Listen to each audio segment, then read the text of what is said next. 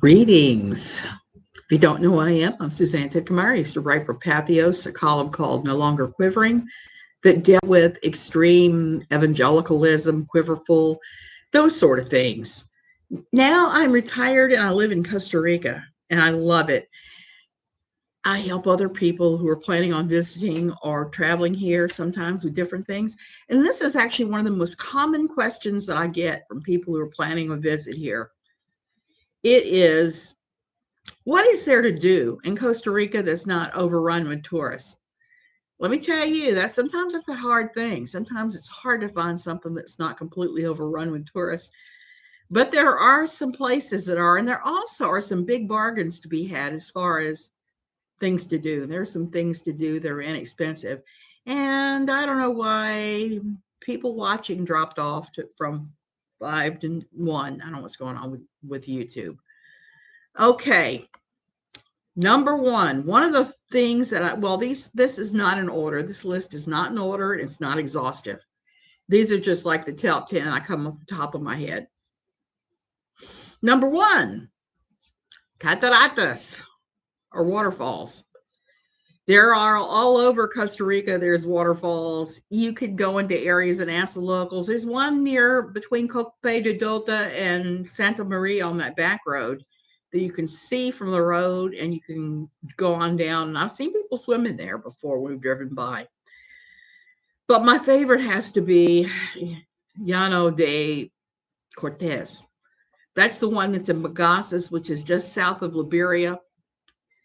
Hey, Dances in the Rain. And if you want to go from the backside, you climb all the way down, you climb all the way back up. It's not an incredibly hard climb, but it is a climb, and you can pay whatever you think it's worth to the foundation that takes care of the waterfall. Or you can go in the front. It's paved. I understand it's a very quick way down. It's not down. It's more like across to the waterfall. It's like $7 to $13, depending upon what time of day you go, I think it was. But the waterfalls here are plentiful and they're very nice. Some of them are more famous than others. Some of them, like Llano de Cortez, is not as well known. It's kind of our little secret here in Tamarindo if you want to go and swim in the waterfall, because you can most definitely do that. And there aren't many places that are going to let you do that, but you can do that there. Really easy to find. Just go south, head south of Liberia, get off and ask somebody in Bagaces. They'll explain the back road because it's not hard to find. It's a few little turns. Okay. My other favorite thing to do, number 2, is going to be the hot springs coming off the volcano. The water is heated by the volcano. It's natural springs. They're all over the place. There's one that I'm thinking about buying a ticket to the hotel that does it. It's like $30 for the day to sit in their version of it. All of the big hotels at Arnall, they have this. But if you're not staying in a big hotel, you're staying in a little Airbnb or a room in a guest house or something, they're not going to have access to that. So you're looking at anywhere from like $30 to $100 to buy access to a hotel that actually has thermal hot springs there. Bubble tea in Costa Rica, I got some today. One of my favorites. But if you're in Arnall, just near where the parking lot is for Tabacon parking lot, off to the side, you'll notice there's a ton of people parked on the side of the road. That is where the free one is. We've gone down there. There's steps kind of carved out of the mud and rock. You go down the steps. It's kind of primitive and crude. You go down there and you just jump right on in. And you can see the springs going over rocks all the way down. You can follow it down as far as you can or up. Just remember, if you go down, you're going to come all the way back up at the end. So we do that. That's free. The other thing that's fabulous about this part of the world is there's tons and tons of beaches, okay? Lots of, just world-class beaches. But some of them are just nothing but tourist traps. Tamarindo, I'm looking at you.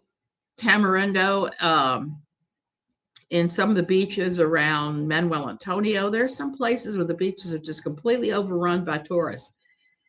Tamarindo is. My thing that I love to do in Tamarindo are two different things, and they involve tourists. So if you're looking to avoid tourists, it's not a place. I love to tell the people who are swimming in the estuary, hey, get out of there. There's crocodiles there, there, and there. The other favorite thing I love to do in Tamarindo is watch all the beginner surfers fall off their boards. It's always fun to watch. But there's so many surrounding beaches where there's nobody. It's just deserted. Langosta, Playa Las Ventanas, Junquial, Avellanas. So many beaches around here are just almost deserted. It's like having a private beach. I recommend getting off the beaten path instead of Tamarindo, because Tamarindo is wall-to-wall tourists many times. That's okay if you're prepared for it. Okay, number 4 is something that I see everybody do at Torcoles, the bridge where you can look down at all the crocodiles. Torcoles is famous for this, but I don't recommend the Torcoles Bridge because I've almost hit people with my car. People there that stop on the tour buses will jump out and they'll run around and they will almost get clocked by people's car looking down the bridge. And that's okay, but it's just super crowded, super touristy. You can see crocs just fine off Route 21 at the old bridge there. There's a bridge. There's like a old metal bridge, and then there's one next to it. The one next to it is ancient. The bridge, man, all the girders is one that the British put in like back in the 50s, I think it was. But the other one is even older. If you pull off and park your car there, you can walk out on this bridge where there's no traffic whatsoever, just foot traffic, and see just as many crocodiles right there. And you won't be worrying yourself about getting plastered by somebody's car. And it's free. And the other one I want to mention is number 5 is Puente la Amistad de Taiwan. That's the Friendship of Taiwan bridge that the Taiwanese built. This is a horrible story. I like this bridge because it's huge. It's a suspension bridge. It's nice looking. It's just an attractive bridge. When you whip around the corner, there it is over the Gulf, where the Gulf of Nicoya starts, and the Tempesque River runs into it to create it. So they have this huge bridge there, and you see people fishing off it all the time. So if you're a fisherman type, it's a great place to go fishing. There's wide sidewalks for you to do exactly that there. No one charges you to be on that bridge or to look at stuff on it. There are several large flocks of red macaws nearby, scarlet macaws. There's a lot of different things to see, including some little islands in the river. And when the tide is out, sandbars emerge from it. And the other thing about that bridge is you can sometimes see crocodiles off the side, but that's rare. But if you're looking for off the beaten path, you can get a tour guide there who will take you out on a boat and either give you a tour or they'll take you fishing. And it's actually reasonable, and you won't be running into tons of crowds. What's notable about the bridge is the locals. It's on Route 18, Rutas 18.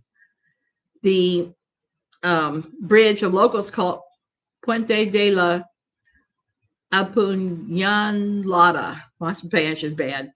The bridge of the backstabbers. What was interesting was that Costa Rica formally recognized Taiwan, and the Taiwanese built this bridge for them to cement their relationship. And yeah, about that. 4 years later, Costa Rica unrecognized Taiwan and recognized China, Taiwan's enemy at the time. And China paid for their rubber stamp of approval from Costa Rica by building this lovely new national soccer stadium in San Jose.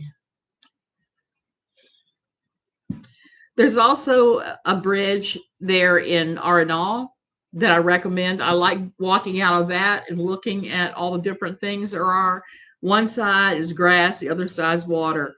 What's interesting about Arnall and their bridge is that the entire lake was man-made back in the 70s when they were trying to use this area for hydroelectric energy. So they put this huge lake in, they ran everybody out of the towns, and they resettled the towns elsewhere, and they flooded the place. And the place where you could park and go walk on the bridge, it's always funny when we go there, usually there's quadamundis bugging you for food. So this is not a touristy trap area, but you will get to see some of the local wildlife as well. So it's actually a pretty nice place to take a little bit of a bridge excursion and a break from tourism. Okay, number 6, shopping. Go into some of the local Costa Rican towns that are not so touristy, like Santa Cruz.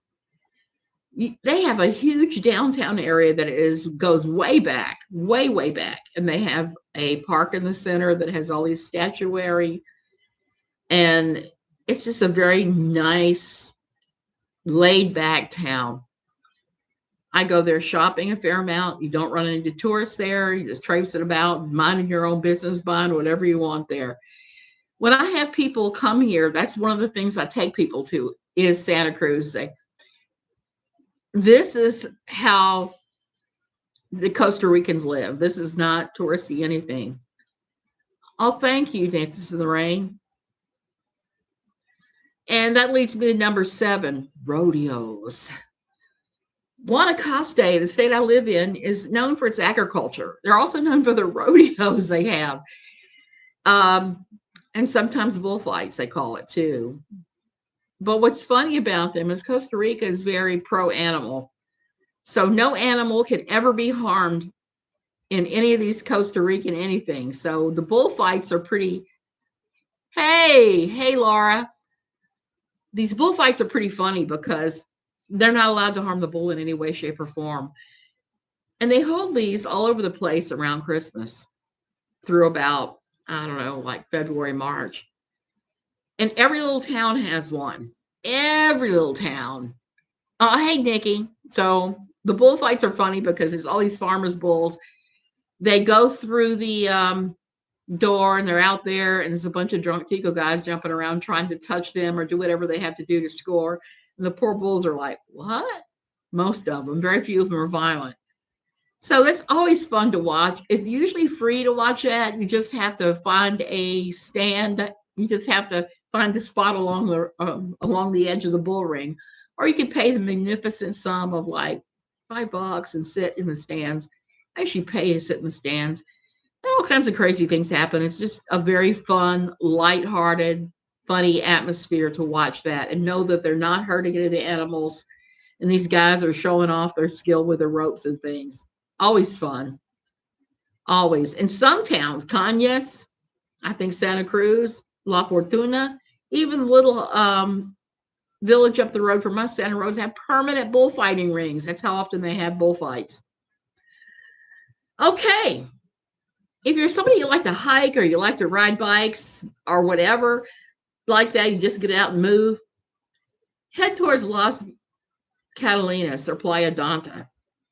They have tons of trails. They don't charge you to walk or ride your bikes in these trailers or anything. They go through this huge dry forest where there's all kinds of animals and things to see. It's kind of funny because Las Catalinas is this huge gringo-oriented resort. Sometimes you could park near there and walk in. There's a parking lot at the end that is perfectly free that everybody can use. It doesn't have anything to do with Las Catalinas, but it has to do with Playa Donta. And that's where the trails come off of. There's all sorts of things to do there. No development. It's wonderful. Number 9, I recommend farmers markets.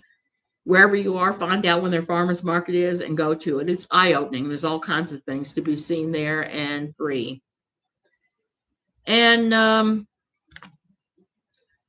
always tell people one of the things that I like to see sometimes is the ocean front at Punta Arenas, just past Punta Arenas. There's this whole stretch that's been built up. It's kind of like you would see on American Beach, where there's a seawall and there's a sidewalk and all of that along the beach. There's a big stretch of that there. You can watch the huge shipping containers come in on the ships. Cruise ships stop there. There's a large pier they all stop at. There's also their cool little downtown area where there's all kinds of different shops to be seen. So there you go. Those are those 10 things you can have that are 10 things you can have and do that are pretty much tourist free and are pretty inexpensive if they cost anything. The thing about costs I want to say here is this is the lifeblood of Costa Rica is tourism. So they're going to charge for some things. There's just no way around it, but there are ways to minimize that. And I always tell everybody, bargain. They expect you to bargain. The tour operators, everybody does. They start saying, I want $40. Say, I'll give you 20 and start dickering. And sure enough, you will get a bargain. You'll be able to do that. Okay, yesterday was going to the border, which is always a slightly scary sensation for me because I never know. And this time I was really nervous because I'm about a week past my passport date. You're supposed to go out every 90 days. And I think I was like at 95 days in. So I was kind of nervous because I've heard different things. Some people say, well, you just pay a little tiny fine. Others have said they can toss you out for double the number of days that you overstayed your welcome. And to cross the border here, you have to do it every 90 days if you're not a resident, if you don't have your full residency. Just if you're working on it or thinking about it, every 90 days.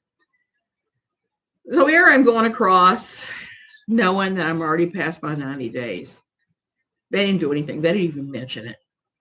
You pay your exit tax, which is usually around $10. That's what it is now. You pay your exit tax. You walk into the Costa Rican building. They look through your passport. They stamp it. They no longer require proof of vaccination and or proof of a negative COVID test. So you don't have to deal with that anymore, at least. So you get Costa Rica to stamp your passport, and then you walk. You walk to the border. Once you leave that area, there's kind of a no man's land between both nations. During COVID, when people got stuck because they couldn't get through, there was a tent city right there for a while. But that's pretty much gone. Everybody's gone where they have to be. You walk into Nicaragua, and you're going to be approached repeatedly by people who are Nicaraguan officials to show passports. And now they're insisting on vaccination cards. Vacuna tarjeta. That's what the term is. And they're not letting unvaccinated anybody in, which is going to be hard for some Americans I know that are super anti-vax. They still are going to require that. Now, I cheated yesterday. I took the pedicab at the Nicaraguan border to the new Nicaraguan building. They built it like 3 years ago, this huge, brand new border building. It's only been 3 years, and already the air conditioner there is broken down and not in use. Well, I'm glad I took the pedicab and had the guy cab me over because it is a long walk, like a half mile or so from where the gate is, where you cross over, and where the building is. So he took me and he helped me get through everything, including getting past having anything x-rayed or whatever. The only part of the bad trip, only part of the trip that's even slightly bad, sometimes happens at Nicaragua. The ladies that are the immigration people aren't the nicest in the world. She walked off with our passports right away and showed them to somebody in some other office where there's big signs about druggers, don't bring your illegal druggers here. And came back and then looked at them again and looked at us, and just before she would even do anything, it just took forever, that part. But everything else was just smooth as silk. We were dealing with this guy, just helped us quite a bit. And then you come back on the other side, and the Ticos, they just require you to show that you're going to leave within 90 days. So that means a plane ticket, which is the last time I did a video about this, that's what the link was for. The onward tickets and sales. Because you have to show them that you have your name on an onward ticket, and it has to be something that if they call the airline, your name would be on the ticket. So you walk through there, you show them that you're going to leave again, stamp, stamp, stamp, and you walk out and you're done. Thank God. Because the border is kind of not super clean, not very nice. It's truck after truck after truck after truck after truck. So getting done with it is awesome. I timed my drive. It was an hour and 10 minutes north of Liberia.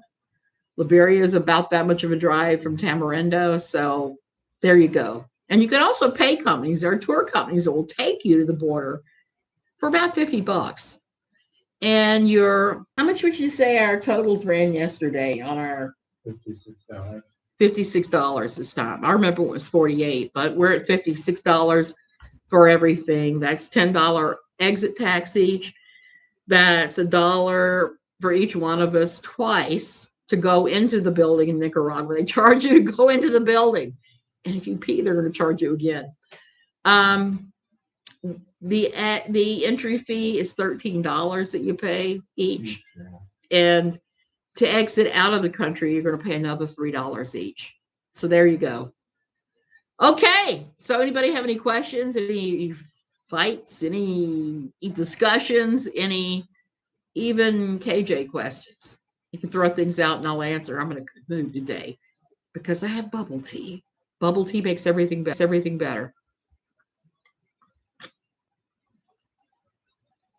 Except I think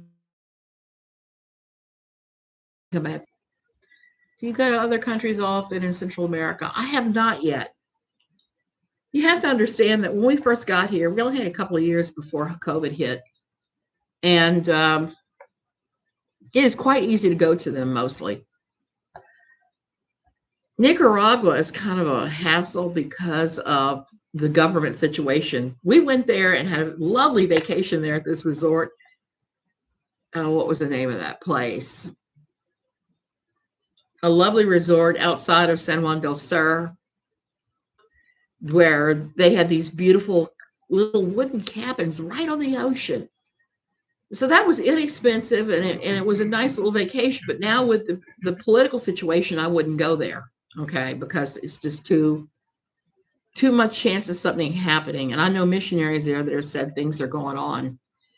You can fly to Guatemala from here. You can fly to any other Central American nation, pretty much. The problem is some nations there's violence against Americans. I want to say it was Guatemala. I think I was reading at one point they had tickets $50 round trip from here to Guatemala. And once I started reading about how many Americans got carjacked as they were leaving the car rental lot and things like that. So I'm not quite sure that I'm ready to go to Guatemala or to El Salvador. The situation there is rough. Yeah. Now they do offer flights back and forth from Mexico City. And I thought about doing that because I know a lot of Americans that when they do get their passport thing, they buy the Mexico City ticket. They go first thing in the morning. They fly back in the afternoon. You spend the day walking around Mexico City. But after seeing what Mentor Pilot and Kelsey, who does 7-4 Crew, had to say about the airport in Mexico City, I'm not sure I'm ready to take those chances because they've had some really close calls at that airport and some bad things have gone down. I would love to go to Patagonia. My ex-sister-in-law did that. She loved it. I'm currently brushing up on my Spanish. The cloud jungles of Central America sound gorgeous as well. They are full. I can't go to the cloud forest because I have asthma every time I go. I don't know why, which is why I'm not recommending anything at Monteverde. Monteverde is gorgeous. It's not that far from here, but it just does number my asthma because of the dampness. Now, Arenal, which I talk about a lot, La Fortuna, that's actually not far from the cloud forest. And you can see kind of that there as well. Is there a limit to how often you can use the border run process before you're required to have something more permanent? Sandy, I've heard yes and no on that. I was warned when we first came here that after the third border run that we'd be told that we have to become residents. So far, that has not happened, and I should show you all the stamps in my passport. I've made that run back and forth quite a few times now. Now, granted, COVID threw a monkey wrench into everything. I'd actually started a book writing about moving to Costa Rica, all the do's and don'ts and all the ins and outs, but COVID kind of knocked all that out. It is somewhat stressful. I'm not going to lie about that. That turnaround to the Nicaragua border is a little bit stressful because you never know, and you're going through Nicaragua where everybody, well, not quite like it was. Before, you would have armed army guys with AK-47s or whatever the other equivalent is looking at your passport every 5 minutes, and that was kind of unnerving. I'm not gonna lie about that. That was unnerving. Now it's border control agents, and they seem to be not quite as scarily armed as the army guys had been. So there's that. There is some stress, but it's really not that bad of a walk. I think I had clocked it one time. It's like 1.25 miles or something round trip. So it's not even a big walk, but you just have to have all your documents squared away. And I almost was not yesterday. I knew that Nicaragua was no longer requiring a COVID test. And for a long time, they were requiring the more expensive of the 2 COVID tests, not the PCR, but the other one.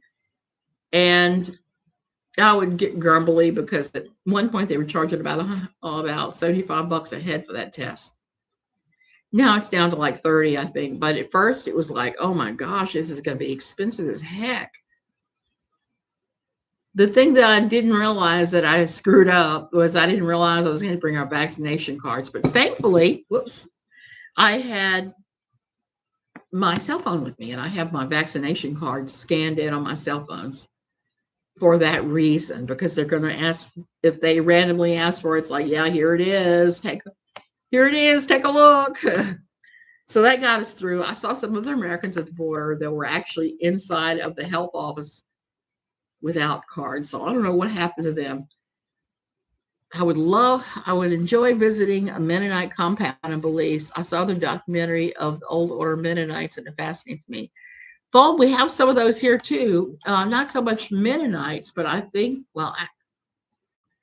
we had Quakers here, and I think there's a Mennonite compound, and there's a big, I want to say, Seventh-day Adventist compound, because when I see these people in their outfits, I'm like, what?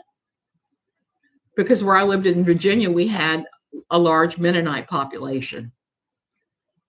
Do you have an easier time, Liberia? Because Liberia is not a U.S. territory. It's a Costa Rican one, but it is, it's a Costa Rican city, and it's a large one. And since it's a larger, more metropolitan area, that's where we go shopping. They have Price Mart there, which is just like Costco. It's where I buy these awful things. And a lot of times you'll see the products stamped Kirkland, like, just like if you were going to Costco in the States. How handicapped accessible is Costa Rica? Well, they're getting better about it. They're still not there 100%. They take all of their disability laws from U.S. disability laws. There are handicap spaces just about everywhere. Bring your little hanger that hangs on when you come to visit, they'll honor it. And there's that. That most places have wheelchair ramps. Now, some of the more tourist stuff, like the park at Manuel Antonio, they're not going to have a whole lot of accommodations. In Costa Rica, I got to brag on Tamarindo. Tamarindo recently, in the last couple of years, put in dedicated handicapped parking spaces on the beach. And there's a restroom and like tourist information place that is all handicapped accessible. So that's it. I go everywhere with my cane. There's very few places I won't go as a result. Do people dress more formally when out and about there? I know Americans tend to dress more down and casually than other countries. Yes and no for them. You'll see people dress up pretty high to go to church. I mean, really fancy. And sometimes if they're going out drinking and bar hopping, you'll see them really fancied up. But most of the time, it's just really laid back here, even the way people dress. But I got to tell you that women here wear things that I would not wear. So there's a lot of immodesty according to my old cult. I'm just going to call it what it is. Everybody runs around in Satan's pants, which are those leggings. I have a pair right now. Don't tell anybody.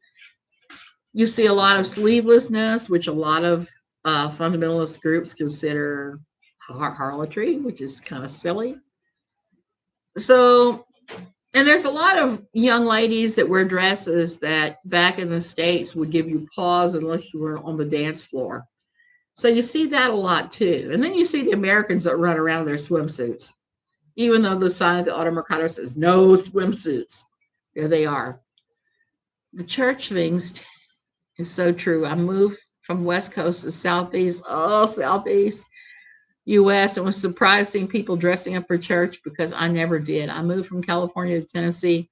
Well, Fulham, you're right in the middle of it. So you know what I'm talking about. So you'll see people dress up for church, but usually not so much.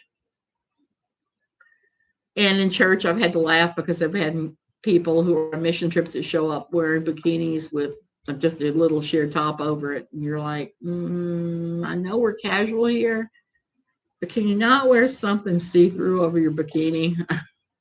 It is church, you know.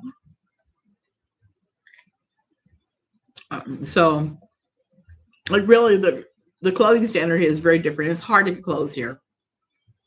And I'm saying this as I'm wearing a $1 top I got at the secondhand store in Virginia where I used to live. Goodwill is my jam. Not just Goodwill. I'll go to all kinds of secondhand shops. I'm just that way. So the other thing is, and I always tell people that when they're coming here, try to speak Spanish. Even if your Spanish is horrible like mine is, they respect that and they will try to help you. Ticos are very wonderful, warm people. They'll go out of their way to help you if something goes wrong. They will. So I always say, just go with it. But you do see some pretty crazy outfits here. Yesterday was a little strange because we drove back and I'm going, oh no, it's a Friday night. It's a Friday night. We're driving back on a Friday night. Friday night is usually crazy here. It's usually drunk people. The last time I drove back on a Friday night, I dodged a guy in the middle of the road in the middle of nowhere who was just blind drunk and he's walking right down the middle of the road. There's no street lights. We're all flashing lights at each other's like, watch out for the drunk, watch out for the drunk. There's that. Have you noticed a different attitude towards Americans in Costa Rica? Most say in other countries look down on Americans more these days. Sandy, there was a litmus test when I first got here. Everybody I talked to when we first moved here would ask me eventually, so what do you think about Donald Trump? And it was a difficult question to tiptoe around because we have a lot of Americans here that are extremely conservative. And I could just imagine what the answers would have been from them. So it's kind of like, how do you say you don't like the guy much without being demeaning? Okay, so that was a challenge. So Ticos will ask you those things. I'll ask you your thoughts on things like that. And I will tell them, hey, didn't vote for him. There's some things he's done that have been good. There's some things he's done have been very bad. But that was the Tico litmus test, how you felt about this world leader, because people were eager to discuss this. It was kind of crazy. Now, there are some Americans that I look down upon here because they are just, there seems to be a consensus that when you come here on vacation, you just check your brains at the door. You drunk drive your golf cart all over, even if you and your friends fall out like bowling pins. I did see that one time. Took a curve too sharp, took a turn, and next thing you know, they're all tumbling out. But every time I've seen that happen, where they've had some kind of crazy mistake. Like one time a golf cart ran in the front of a bus, a low speed impact. The people inside who have been drinking are so relaxed that they're not even harmed. There was a famous tale a couple of years ago that happened pre-COVID, where this guy showed up, this guy in his 30s, and I don't want to say his name because his family is extremely litigious. He showed up and immediately started hanging around with prostitutes and drug dealers. He was on a drug taking binge.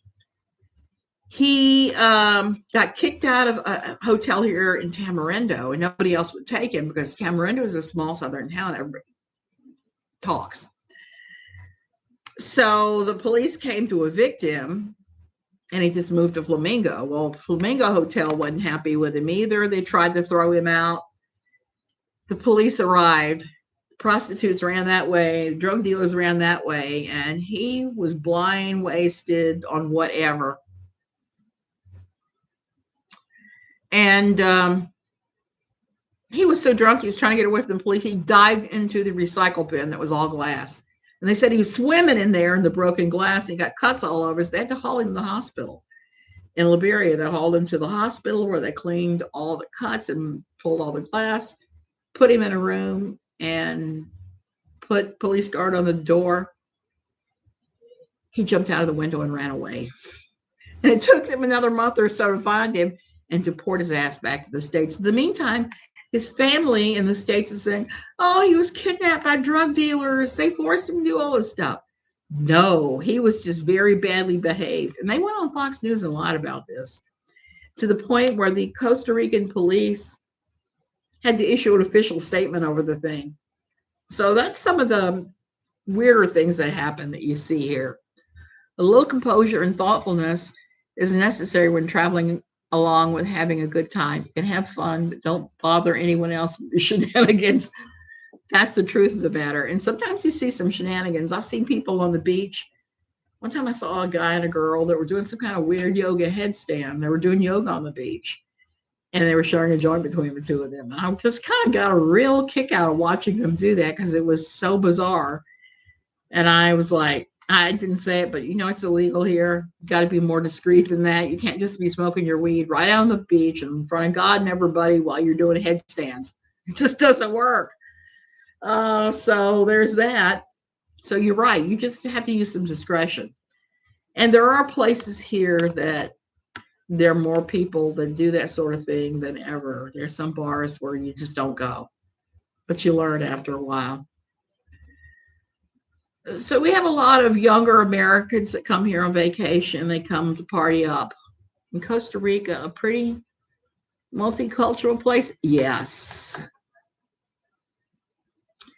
Many of the shop vendors, Buddha statues, even some Christians remember. Yes, there's Buddha statuary here. It's kind of strange because Auto Mercado is in this place called the Garden Center. And as you pull into the garden center, they have a fountain right there. And the fountain is, I didn't know this, but my friend who is archaeology, he studied that. He said that the statues are actually famous Buddhist statues of virgins pouring out water. And when the water gets poured out, and if you get under it, it's supposed to be good luck. So you see a lot of stuff there, and you're like, okay. You see reproductions of pre-Columbian artwork here. Sometimes you see the real deal, but most of the time it's reproductions mixed in with some strange Buddhist statues. And I saw some recently that were, I think they were Incan or Aztec looking, but they weren't local because we have a local indigenous people here. I used to see them when we lived up in the mountains in Copay all the time because they're mostly up there. They're not at the beach at all. So, but it is a pretty multicultural place. You have a lot of Americans that move here and Canadians and from other places that embrace the whole clean foods, yoga sort of thing. So there's that, and all sorts of weird things can happen. That's why when I have another creator, whose name I'm not going to mention, say that he's sending somebody here to get me, I'm kind of kick my ass. It's kind of like, well, bring them on, because this is a place without street numbers. It's a place without street signs. It's a place where there are no street addresses in most places. It's kind of like if you ask for directions, it's like, okay, go to the place where the horse died 3 years ago and hang a left and then hang another right. And it's like, if you're not local, how is the healthcare? The healthcare is actually good here. It's quite good. Now, being here in a smaller community, the healthcare is a little more challenging. We have insurance from the states that covers us here. It covers our hospitalizations here 100%. Everything else is the usual 85%. Except for prescription drugs. I struggle with them with that. But prescription drugs, they cover that too, but they fight me on it many times. But the healthcare system, there's a system called the CAHA, which is the local healthcare, which if you're a resident, you're required to pay into the CAHA. But the good news is you can use their doctors and hospitals. It's very basic, bare bones medical care. And you may have to wait for some things, but you can get your drugs for free. So there's that. That's based on your income, how much you pay in. If you have a high income, you'll pay in a lot. If you have no income, you'll pay very little. And then there's the private healthcare sector. It's 100% out of pocket right away, except for including the hospital, unless they accept your insurance. If they accept your insurance, you're golden. It's 100%. But to see the doctor at the clinic I go to, I pay for my entire visit less than I paid for co-pays for my visit in the States. So there's that. And I'm all in favor of that. And if you have to have surgery, they'll cover it 100% if you have insurance. And if you come here and you don't have any kind of insurance, you can actually buy. There are policies and there are places that sell it here, like there's Blue Cross of Costa Rica. You can actually buy a health policy while you're here, or you can go ahead and become a resident and sign up for the CAHA system. I know people that combine them both. If we become residents, that's what we're going to do. I'll get my prescriptions from the CAHA, but chances are I'll still see my doctor at the private clinic. So the private side is just as good as the U.S. They have clinics here where they do massive amounts of plastic surgery for far less. We get a lot of medical tourism here, a lot of dental tourism, because dental care is pennies on the dollar here compared to the U.S. I mean, we've seen that. And our dentist is the coolest guy. He surfs, so he only does dentistry a few hours a week as needed, but he surfs a lot. He's got the cutest, teeny, tiny little dog I've ever seen in my life. Hey, Prairie, how are you? So it's always a good time to go see him so he can pet his little dog. I think it's not fuzzy, so I don't react to it very much at all. So we didn't know when we moved here what the healthcare situation was going to be, but the CAHA, if you go to the CAHA and you're not a CAHA member, they'll charge you, and they'll charge you pretty much what they charge in the States. There was a tourist here that got flesh-eating bacteria on his scrotum, I think it was, who damn near died. And he was in the CAHA system, and he was there for like months. And his bill ran almost $200,000. They had to raise money to pay his hospital bill because the hospital was not going to release him until they got paid. So that was kind of a little crazy. But if you have certain things, there's only going to be certain places that you're going to be able to go. They may start you one place and, yeah, we can't take care of that. We got to transfer you. I'm glad you're doing well, Prairie. It's been a crazy, crazy week here with everything, with life. And there we go. Healthcare is wonderful here. Don't fear it at all. And if you have any questions, ask another American who's here, has been here a while. Hey, which doctors are good, which ones suck? Because they will tell you, and they will know exactly which ones aren't so good. Like at the clinic I go to, there used to be a doctor who was terrible, and he has since moved along. So I don't have any problem with the other ones. It was just the one that tried to say everything was hysterical woman syndrome, pretty much. It boils down. You know how it is in the States, where some of these doctors like, Well, you're a woman. Here's an antidepressant. This guy was like that, and I just avoid him until he left. He's the one that tried to tell me I had MS and that the neurologist said I had to wait 6 months to come in. Not true. The neurologist said he never once called him. What is it like gardening there? Have you had any plants you used to grow that you can't grow? I have a lot of plants I used to grow in the States that you can't grow here. I've smuggled seeds back for US stuff, and it just does not grow here. It's a whole different climate. One thing that I have been growing successfully is I have oodles of succulent gardens, little bowls with succulents growing in. Succulents grow quite well. And I have cactuses I've grown that are huge. Palm trees grow.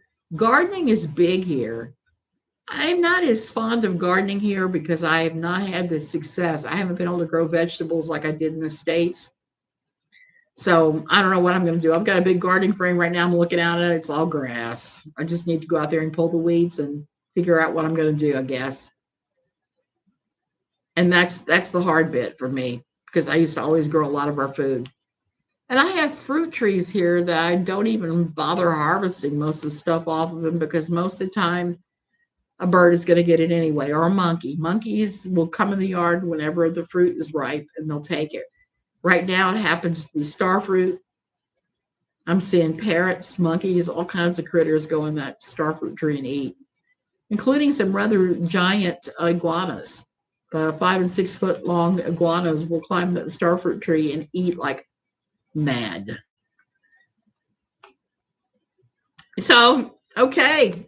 If there are no more questions, I think I'm going to wrap it up and I'm going to go because I can feel my air going. It's been one of those. Yeah, after having made that walk yesterday, it was slippery and rainy. I did slip one time. It's always an irrational pet peeve of mine when I see huge lawns of just grass. Haha, not plant tree or bush leaves. Me too, and I've got more bushes and things planted here too. Well, the temperature never gets much above like 95, but it also never goes below about 80 much.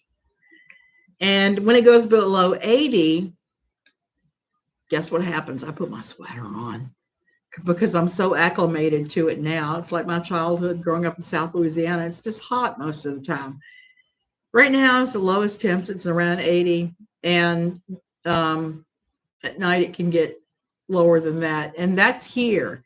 In the mountains near Copa, it gets really cold at night. It can get in the 40s, in the high 40s.